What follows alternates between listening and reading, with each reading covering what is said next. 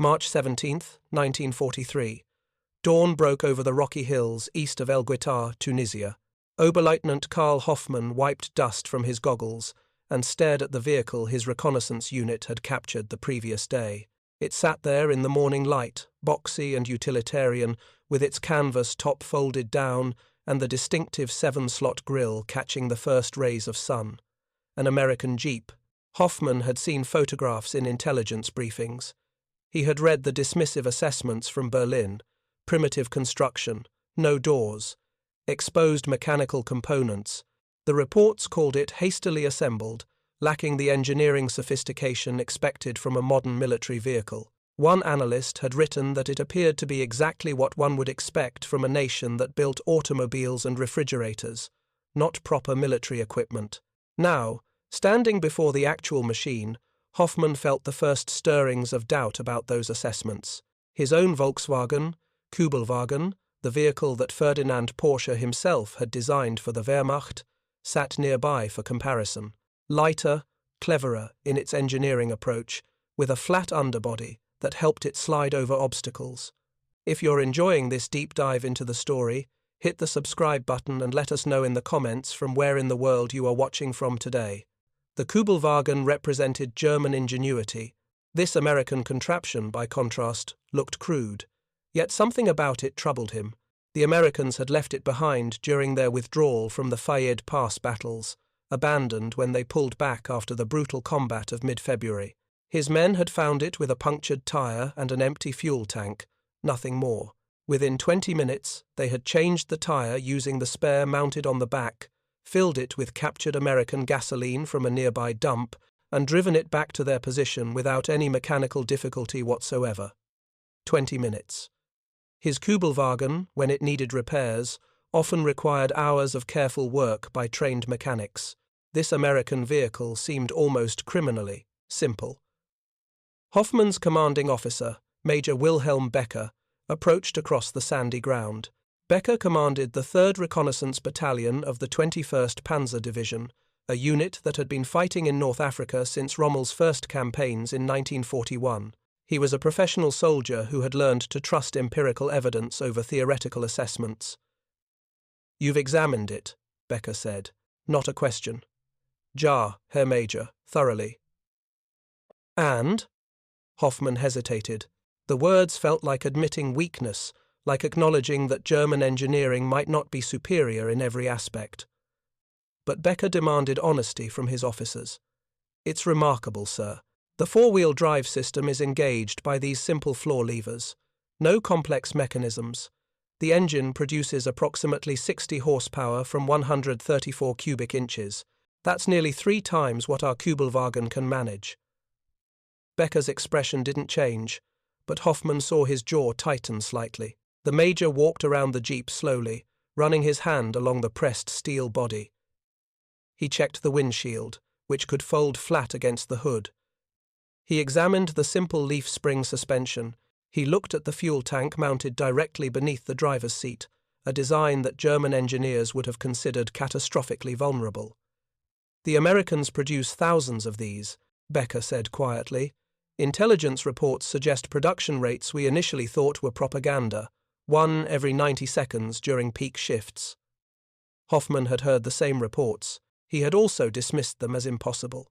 Now, looking at this vehicle's brutal simplicity, at its design clearly optimized for mass production rather than craftsmanship, he began to understand how such rates might actually be achievable. "Sir, permission to conduct field tests? Compare it directly against our vehicles?" Becker nodded slowly. "Do it.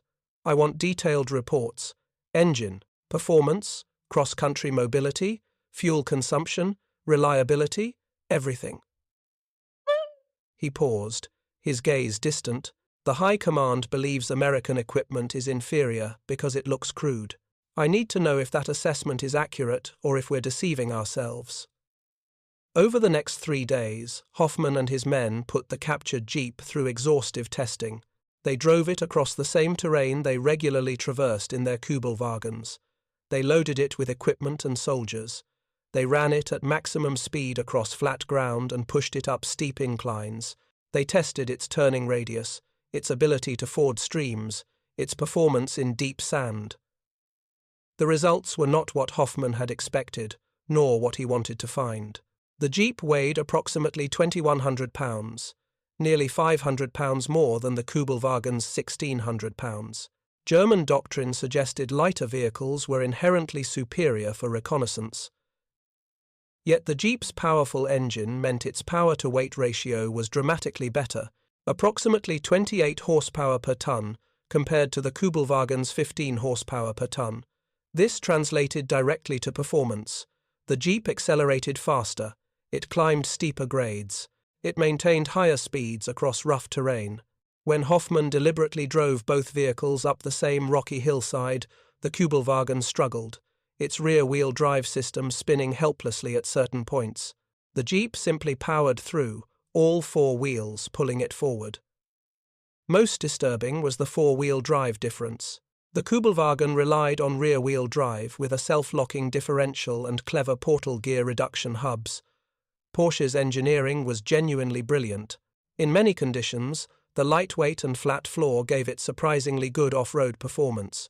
But in steep terrain, or when crossing obstacles, or any time maximum traction was required, the Jeep's four-wheel drive proved decisively superior. Hoffman tested climbing ability systematically. He marked out slopes of increasing steepness. The Kübelwagen, fully loaded, could barely manage grades above 30%.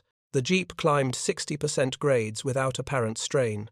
When Hoffman tried a particularly steep rocky path that he would never attempt in his own vehicle, the Jeep clawed its way up, engine roaring, all four wheels finding purchase. The fuel consumption figures were less favorable to the American vehicle. The Jeep consumed gasoline at nearly double the rate of the more efficient Kübelwagen. But Hoffman noted something crucial in his report. When German logistics could barely keep pace with minimal requirements, the Americans seemed to have unlimited fuel. During the recent battles, his unit had captured supply dumps containing more gasoline than his entire division possessed. If fuel were truly unlimited, consumption rates became irrelevant. The mechanical reliability troubled Hoffman most of all. He had expected American equipment to break down, to prove fragile under combat conditions. Instead, the Jeep ran flawlessly day after day. Its engine was deliberately designed with loose tolerances compared to the precision German engineering. This should have made it less efficient, more prone to problems. Instead, it made the power plant more reliable under field conditions. Parts moved with greater clearance, meaning sand and dust caused less damage. Maintenance could be performed with basic tools. On the third day of testing, one of Hoffman's men, Unteroffizier Schmidt, a mechanic who had maintained vehicles since before the war, approached him with a troubled expression. "Herr Oberleutnant, I've examined this American machine thoroughly. May I speak freely?" "Of course, Schmidt. This vehicle is inferior in many ways to our Kübelwagen. The finish quality is poor, the tolerances are loose, the engineering lacks sophistication. But—" Schmidt paused, choosing his words carefully. "It doesn't matter. They've built something that works well enough, and they've designed it so that anyone can maintain it. Look at this engine. A trained monkey could perform basic maintenance. The parts are interchangeable between vehicles. There's no precision fitting required, no careful adjustment. It's crude, but it's effective." Hoffman understood what Schmidt was really saying. German vehicles required skilled mechanics. German maintenance depended on precision parts manufactured to exact specifications. The supply chain was complex, fragile. If the correct part wasn't available, vehicles sat disabled until proper components arrived. American vehicles, by contrast, were designed for simplicity. Parts from any Jeep would fit any other Jeep. Field repairs required minimal skill. The supply system could stock fewer types of components in larger quantities. It was manufacturing philosophy translated directly to military effectiveness. That evening, Hoffman compiled his report for Major Becker. He tried to be objective, clinical. He documented test results with German thoroughness, but certain conclusions were inescapable. The American Jeep was faster than the Kübelwagen. It had superior climbing ability. Its four-wheel drive system provided dramatically better traction. While it consumed more fuel, it outperformed German vehicles in nearly every metric that mattered for reconnaissance operations. Perhaps most significantly, it was clearly designed for mass production at scales German industry could never match.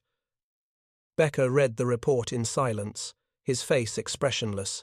When he finished, he set it down carefully. "Your conclusions are clear," he said quietly. "The Americans have built a superior vehicle.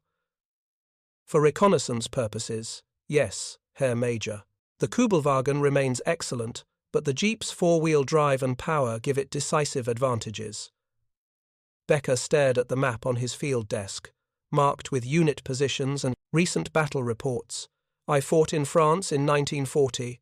We destroyed the French army in 6 weeks. Our equipment was clearly superior. Our tactics were revolutionary. The world had never seen such military effectiveness." He looked up at Hoffman.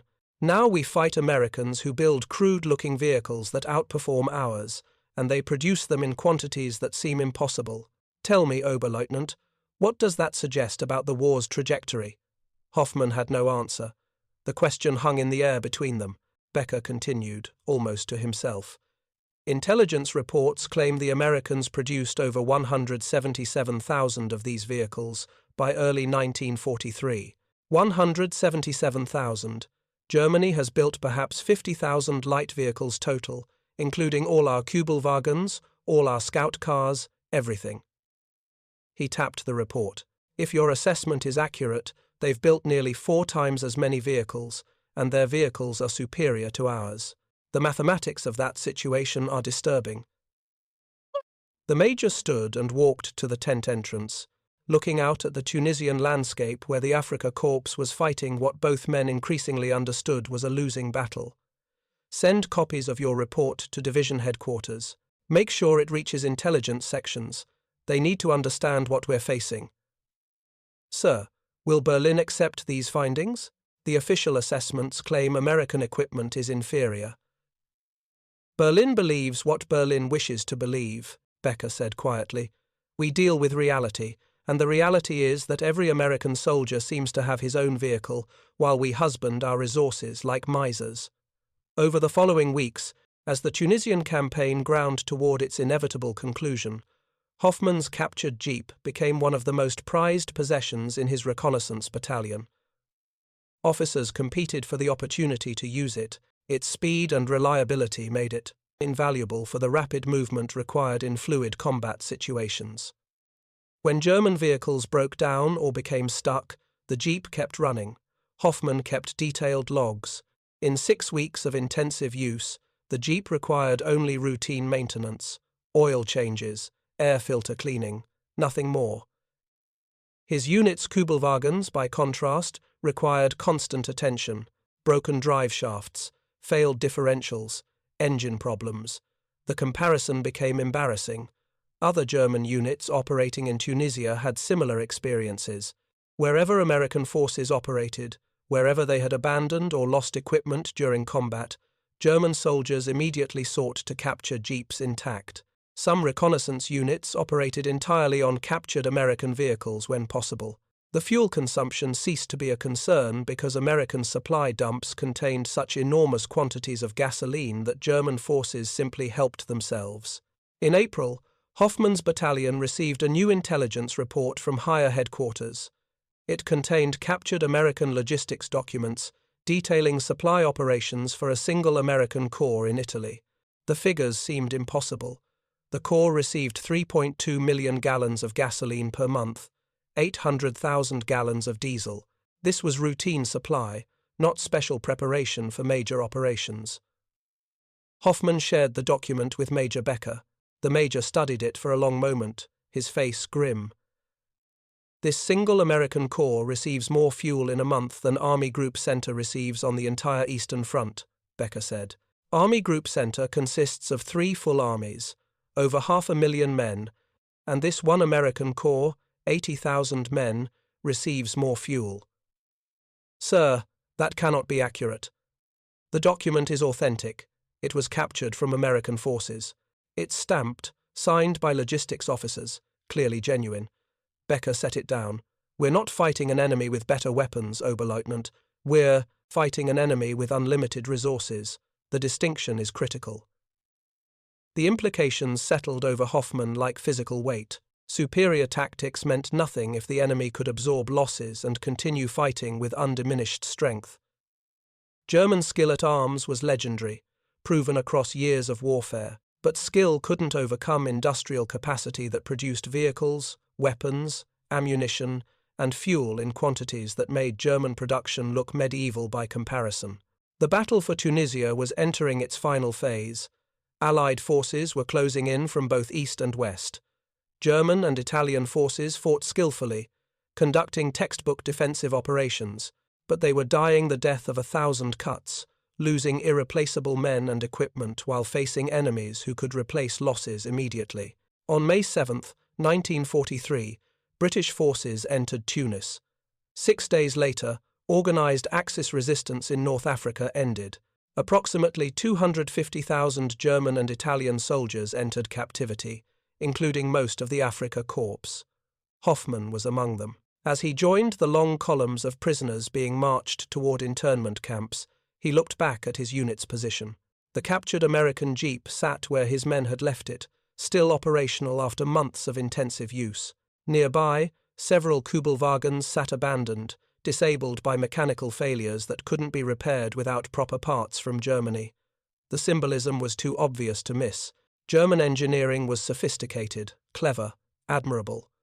American engineering was crude, simple, mass-produced, but the crude American equipment worked reliably, and existed in quantities that made German production irrelevant. In the prisoner of war camps, Hoffman encountered other German officers who had fought against American forces. The conversations invariably turned to equipment. Everyone had stories about captured American vehicles, especially jeeps. Everyone had been shocked by the quantities of supplies American forces possessed. Everyone had reached similar conclusions about what the industrial balance portended for Germany's future. One evening, Hoffman found himself in conversation with Oberst Franz Müller, a regimental commander from the 21st Panzer Division who had been captured at the same time. Müller had commanded armor in France, Russia, and North Africa. He had decades of military experience. The Americans fight clumsily, Müller said, speaking quietly so guards wouldn't overhear. Their tactics are often naive, their soldiers lack our training, but none of it matters.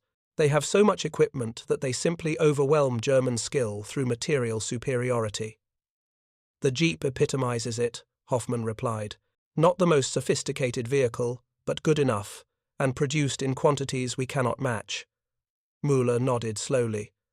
I captured American supply manifests during the fighting. Do you know what disturbed me most?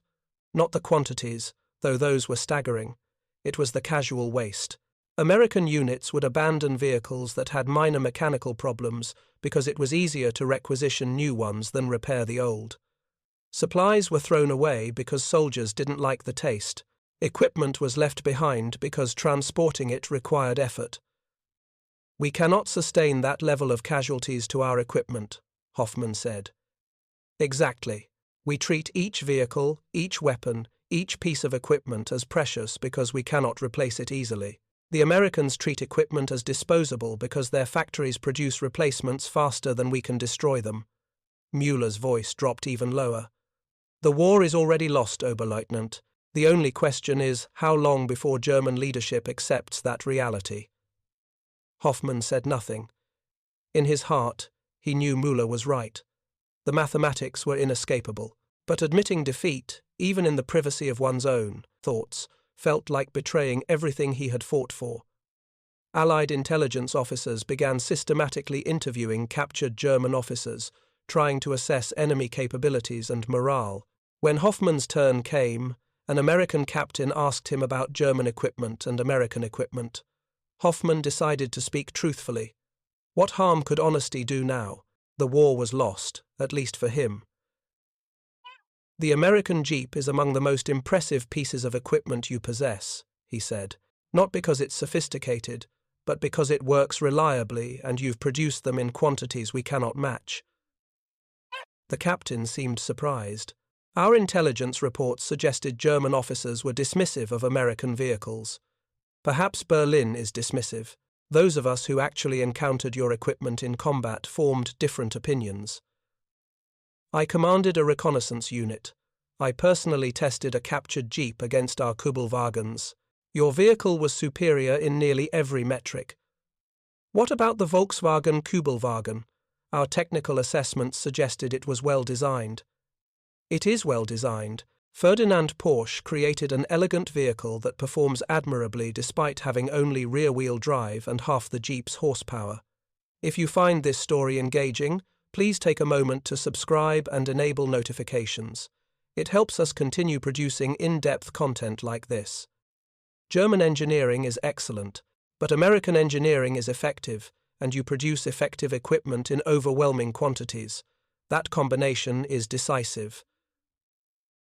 The captain made notes. Would you say the Jeep is Germany's most desired captured vehicle? Without question. Every reconnaissance unit, every commander who needs mobility, seeks to capture Jeeps when possible. They're faster, more reliable, and easier to maintain than our own vehicles. The only limitation is fuel consumption, but that becomes irrelevant when your supply dumps contain more fuel than our entire army possesses. Over the following months, Allied intelligence compiled similar testimony from hundreds of captured German officers. The pattern was consistent. German soldiers who actually encountered American equipment developed grudging respect for it, particularly for the Jeep. The gap between Berlin's official assessments and frontline reality was enormous. The story of Hoffman's captured Jeep was repeated thousands of times across the North African theater. German forces actively sought American vehicles whenever possible. They operated them in preference to their own equipment when fuel was available. They praised the Jeep's mobility, reliability, and ease of maintenance. Some German reconnaissance units became so dependent on captured American vehicles that they struggled to operate effectively when forced to rely solely on German equipment. This phenomenon accelerated when Allied forces invaded Sicily in July 1943, then mainland Italy in September. Every American landing brought thousands more Jeeps ashore. German forces defending Italy got sustained exposure to American mechanization at levels that made the Kübelwagen's limitations painfully obvious. In mountainous Italian terrain, where roads were primitive and terrain brutally difficult, the Jeep's advantages became overwhelming. German reconnaissance units operating Kübelwagens struggled to match the mobility of American Jeep-mounted patrols. American units could reposition rapidly, maintain better intelligence on German movements, and exploit opportunities faster than German forces could respond. Every American infantry regiment had approximately 145 Jeeps assigned. That level of organic transportation meant American commanders possessed mobility and flexibility that German officers could only dream of achieving. A German regimental commander might have a handful of staff cars and motorcycles. His American counterpart had a fleet of Jeeps capable of rapidly moving troops, evacuating casualties, transporting supplies, and providing mobile communications. The casualty evacuation capability particularly impressed German medical personnel who treated wounded prisoners. American Jeeps could be quickly converted to ambulances by mounting stretchers across the rear seats. This meant American wounded reached field hospitals within minutes or hours of being injured, dramatically improving survival rates. German wounded often faced much longer journeys in conventional ambulances over rough roads. Captured German medical officers reported their shock at how rapidly American wounded received treatment. The combination of Jeep mobility and forward medical facilities meant American soldiers had substantially better chances of surviving serious wounds than their German counterparts. This wasn't superior medical skill, it was logistics and equipment. But the result was the same: higher American survival rates, better morale, and more soldiers returning to duty after recovery. By December 1943, German intelligence services had compiled extensive documentation about American equipment and production capacity. The reports reaching Berlin painted a picture that High Command found difficult to accept. America was producing Jeeps at a rate of one vehicle every 90 seconds during peak production. By the end of 1943, total production exceeded 360,000 vehicles. Germany had produced approximately 50,000 Kübelwagens total since 1940. The ratio told the strategic story more clearly than any battle report. America was building more than 7 times as many quarter-ton vehicles as Germany, and the American vehicles were demonstrably superior for most military purposes. When the numbers were extrapolated to tanks, artillery, aircraft, and ships, the industrial imbalance became apocalyptic. Some German officers who studied these intelligence reports began raising uncomfortable questions. If American industrial capacity was this overwhelming in vehicles, what did that mean for other equipment? Categories. If a single American corps received more fuel than an entire German army group, how could Germany possibly sustain prolonged operations against such logistical abundance? The answers were mathematical and undeniable. Germany could not win a war of attrition against enemies with 5-to-1 or 10-to-1 production advantages. German tactical superiority, proven repeatedly on battlefields across Europe and Africa, could not overcome such fundamental material disadvantages. Every tank destroyed, every aircraft shot down, every truck knocked out was replaced for the Allies within weeks. German losses took months to replace, if they could be replaced at all. When Allied forces invaded Normandy on June 6, 1944, approximately 20,000 jeeps landed with the assault forces in the first weeks.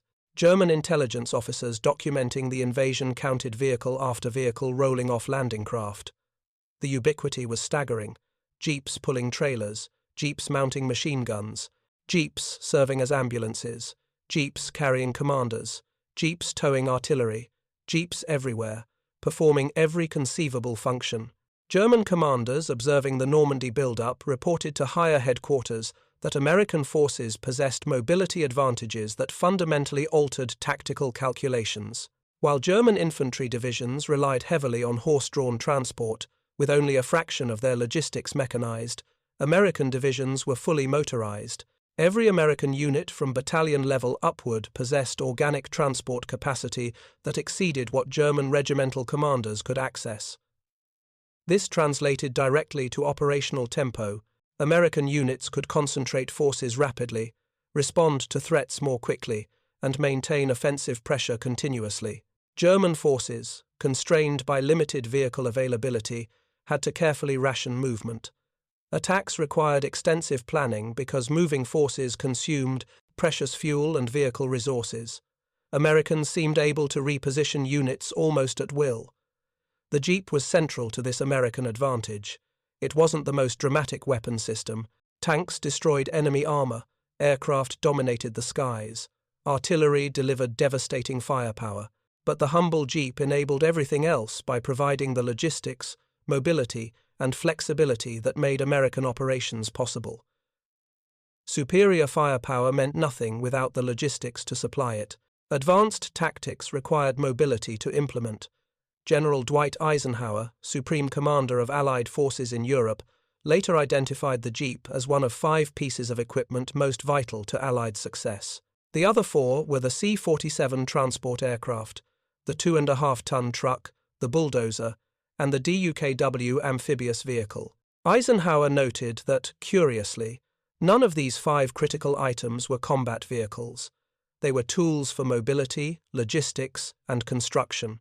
The Jeep's inclusion in this list, selected from all American equipment by the Supreme Commander himself, testified to its strategic importance.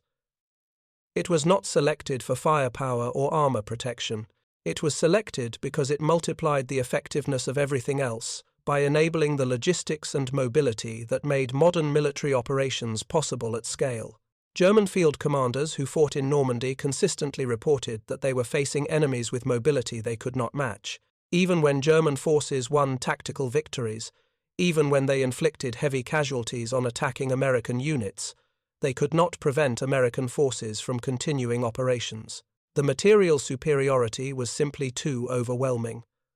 Oberst Hans von Luck, commanding a panzer reconnaissance battalion in Normandy, later wrote about his experiences fighting American forces. He noted that he personally used a captured American Jeep for several weeks after his own vehicle was destroyed. He found it superior to German reconnaissance vehicles in almost every respect. The only disadvantage was fuel consumption, but since German logistics were collapsing anyway, the extra fuel use was irrelevant. Von Luck's account was typical of German officers who commanded units engaging American forces directly. The official line from Berlin emphasized German superiority and American weakness. Reality on the ground told a different story. American equipment worked well, existed in enormous quantities, and was supported by logistics capacity that made German supply operations look primitive. The most dramatic example of German attempts to use captured American vehicles came during the Battle of the Bulge in December 1944, when Adolf Hitler ordered Otto Skorzeny to conduct special operations behind American lines. Skorzeny specifically requested large numbers of captured American vehicles, particularly jeeps. The plan, designated Operation Grief, required German commandos dressed in American uniforms to penetrate Allied lines and create confusion. Skorzeny requested at least 100 captured jeeps for the operation. German supply officers scoured rear areas and contacted every unit that might have captured American vehicles.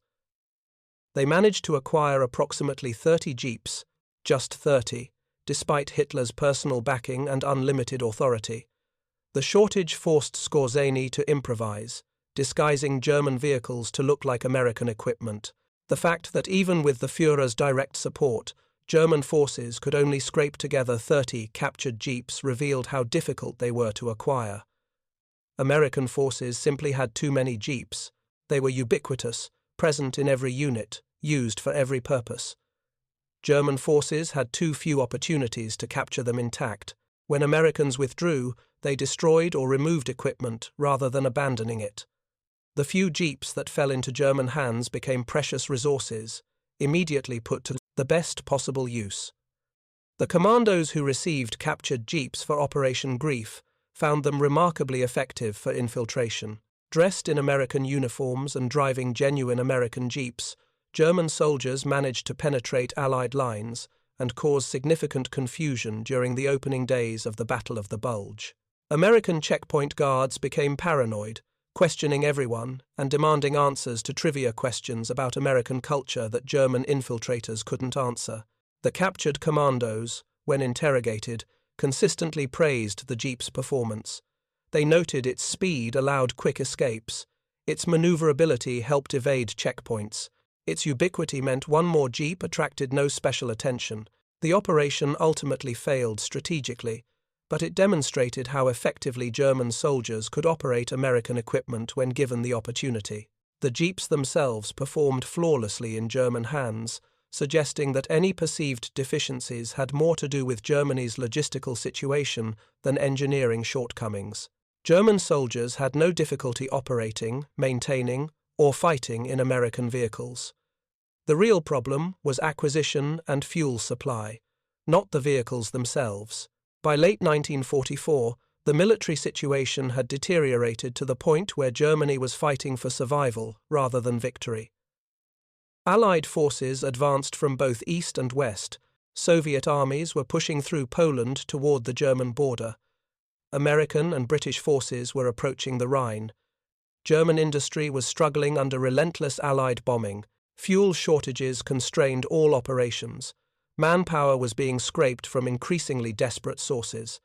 In this context, the captured jeeps operating with German forces represented more than just useful vehicles. They symbolized everything Germany had failed to understand about modern industrial warfare. Superior individual weapons meant nothing against overwhelming numerical advantages. Tactical excellence could not overcome logistical superiority. German engineering sophistication was admirable but irrelevant when American mass production could deliver adequate equipment in quantities that made quality differences meaningless. The technical comparison between the Jeep and Kübelwagen revealed this truth with painful clarity. The Kübelwagen weighed approximately 1,600 pounds, about 500 pounds lighter than the Jeep. It was powered by an air-cooled engine producing 23.5 horsepower initially, upgraded to 25 horsepower in 1943, still less than half the Jeep's 60 horsepower. This gave the Kübelwagen a power-to-weight ratio of approximately 15 horsepower per ton, while the Jeep achieved approximately 28 horsepower per ton.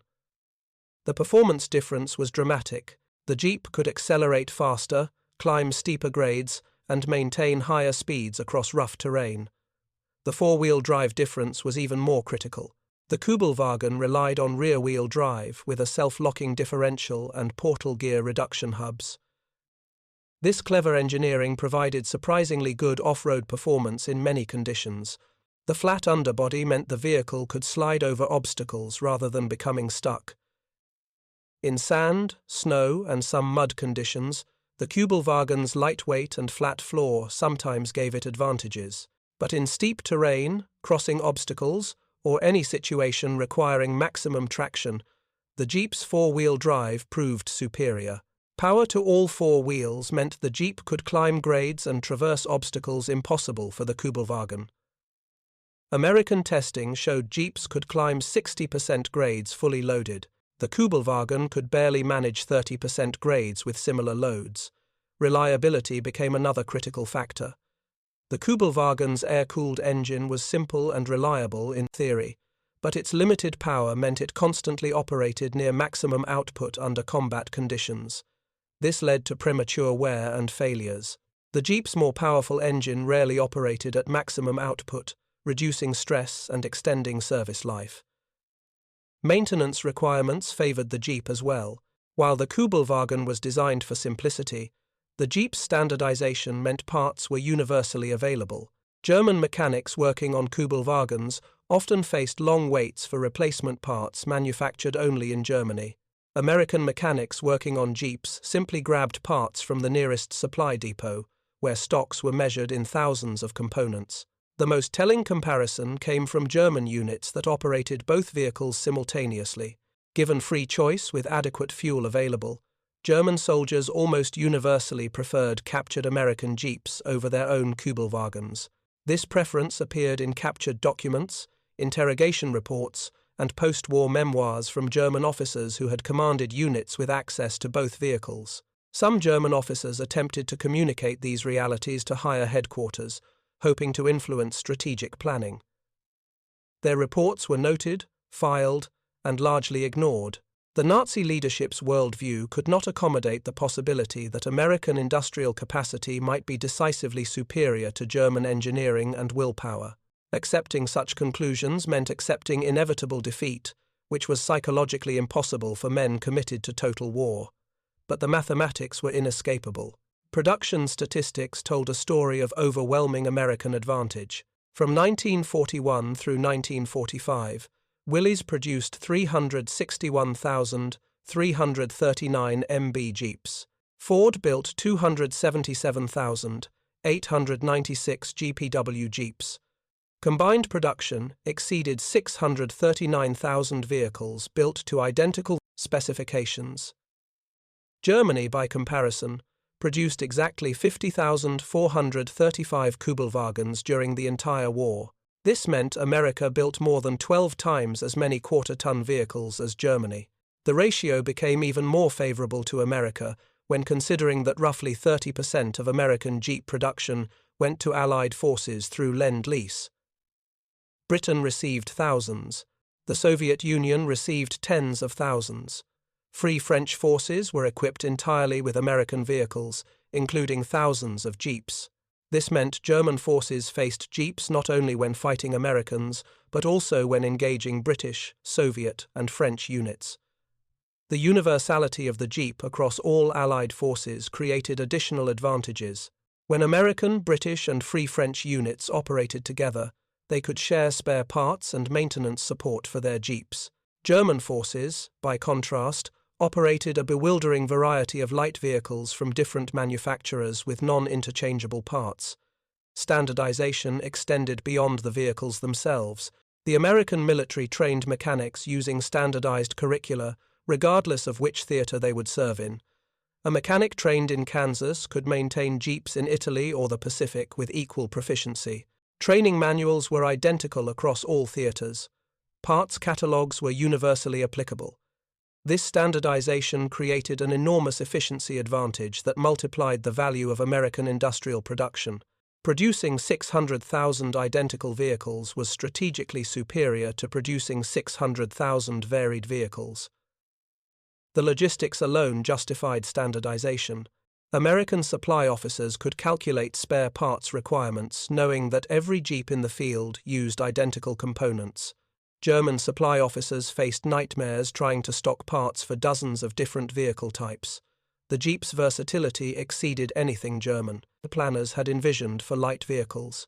It served not just as reconnaissance car and command vehicle, but in dozens of specialized roles. Jeeps mounted with machine guns served as fast-moving weapons platforms. The British Special Air Service in North Africa famously used jeeps mounting multiple machine guns for raids on German airfields, approaching at high speed with all weapons blazing. Jeeps modified with wire cutters protected crews from throat-height wires the Germans strung across roads to decapitate motorcycle and jeep drivers. Jeeps equipped with radios became mobile communication centers. Jeeps mounting stretchers served as fast ambulances. Jeeps towing small trailers moved supplies forward and wounded back. Jeeps fitted with railway wheels could run on tracks when roads were destroyed. Engineer jeeps carried generators and welding equipment. Forward observers used jeeps to move rapidly between firing positions. Reconnaissance units in jeeps could cover enormous distances, providing intelligence impossible to gather with slower vehicles. Airborne divisions loaded jeeps into gliders, providing paratroopers with immediate mobility after landing. The adaptability of the basic design meant units could modify jeeps for specific missions using local resources and minimal tools. A standard jeep could become a weapons platform in hours by welding mounting brackets for machine guns. It could become an ambulance in minutes by installing stretcher racks. This flexibility made the Jeep extraordinarily valuable in fluid combat situations where requirements changed rapidly. German light vehicles, while capable in their designed roles, lacked this adaptability. The Kübelwagen was an excellent reconnaissance car, but difficult to modify for other uses. Its limited power meant adding weight or equipment significantly degraded performance. The Jeep's power margin meant it could carry additional equipment, armor, or weapons, while still maintaining adequate performance. The final year of the war, 1945, saw German forces in complete collapse. Fuel shortages, ammunition shortages, and the disintegration of German logistics meant that even when German units captured American equipment, they often could not use it. Abandoned American vehicles littered the roads of Germany as German forces retreated. Yet even in these desperate final months, individual German soldiers continued seeking captured American jeeps when possible. Personal mobility remained valuable even as strategic mobility collapsed.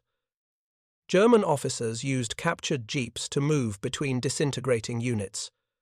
German soldiers used them to flee advancing Allied armies. The jeep had gone from being dismissed as primitive in 1941 to being the most desired vehicle in the German military by 1945. Post-war interrogations of German officers provided the final assessment. When asked to evaluate American equipment, German commanders consistently rated the Jeep among the most impressive American achievements. Some rated it more strategically valuable than American tanks or aircraft. The reasoning was consistent across multiple interviews. Tanks and aircraft were dramatic and drew attention. But the Jeep enabled everything else. It provided the mobility, flexibility, and logistics that made American operations possible. Superior firepower meant nothing without the logistics to supply it. Advanced tactics required mobility to implement. The Jeep, perhaps more than any other single piece of equipment, embodied American industrial and organizational advantages. General Major Fritz Bayerlein, who had commanded panzer divisions in North Africa and Normandy, told interrogators after the war that the American Jeep was among the 3 most valuable pieces of equipment the Allies possessed. The other 2 were long-range fighter aircraft that protected bomber streams and proximity-fused anti-aircraft shells that devastated German aircraft. The Jeep made this list not because it was more powerful or more deadly than other weapons, but because it multiplied the effectiveness of everything else. It was the enabler, the foundation upon which American military operations were built. Without the Jeep's mobility and logistics capacity, American firepower and tactical flexibility would have been severely constrained. The transformation of German attitudes toward the American Jeep traces one of the war's most complete reversals. In 1941 and early 1942, intelligence officers dismissed it as primitive and inferior to German vehicles. By 1943, combat units actively sought to capture jeeps whenever possible. By 1944, special maintenance crews trained specifically to keep captured jeeps operational. Even in 1945, as everything collapsed, German soldiers still praised American jeeps above nearly all other equipment. The progression reveals the broader story of the war. Germany entered the conflict with confidence in its technical and tactical superiority. German vehicles, German tactics, and German soldiers were assumed to be the best in the world. Early victories seemed to confirm these assumptions. German forces had conquered Poland in weeks, France in 6 weeks, Yugoslavia in 11 days. The Wehrmacht appeared invincible, but American industrial capacity, organizational ability, and engineering pragmatism gradually overwhelmed initial German advantages. The Jeep epitomized this process. It was not the most sophisticated light vehicle ever designed. German engineers could point to specific features of the Kübelwagen that showed greater cleverness. But sophistication mattered less than production capacity, reliability, and standardization. America built enough Jeeps to equip every unit that needed them. They maintained them with universal spare parts available at every supply depot. They employed them flexibly across every combat role imaginable. German soldiers recognized this reality faster than German high command. Soldiers in the field saw that American units had mobility German forces could not match. They saw that American wounded reached hospitals faster. American supplies moved forward more quickly. American commanders could respond to changing situations more rapidly. Much of this advantage stemmed from having enough jeeps that mobility became routine rather than exceptional. When German commanders captured intact American supply depots, they found warehouses full of jeep spare parts. When they examined American organizational charts, they found that even the smallest American units had jeep allocations. When they observed American operations, they saw jeeps everywhere, performing every conceivable task. The ubiquity of the Jeep in American forces had no German equivalent. Kübelwagens were valuable but scarce. German light vehicles were carefully husbanded and assigned only to priority units. American Jeeps were so numerous that they seemed disposable. Units that lost Jeeps to enemy action simply requisitioned replacements from supply depots stocked with thousands of vehicles. This abundance created strategic flexibility. American commanders could plan operations assuming unlimited vehicle availability. German commanders had to carefully ration vehicle assignments and could not plan operations that required more vehicles than were available. The constraints shaped strategic possibilities in fundamental ways. The lesson from the Wehrmacht's experience with captured American Jeeps extended far beyond vehicle design. It revealed truths about modern industrial warfare that Germany failed to grasp until too late. In conflicts between modern industrial nations, production capacity determines victory. Superior individual weapons cannot overcome overwhelming numerical disadvantages. Tactical brilliance means nothing when facing enemies who can absorb losses and continue fighting with undiminished strength. The crude-looking American Jeep, initially dismissed by German intelligence as primitive and inferior, became the vehicle German soldiers most desired to capture, not because German assessment changed about its engineering simplicity, but because German soldiers learned that effectiveness mattered more than sophistication. The Jeep worked. It worked reliably. It existed in quantities that made German production capacity irrelevant. When Oberleutnant Karl Hoffman first examined the captured Jeep in March 1943, he expected to confirm German superiority.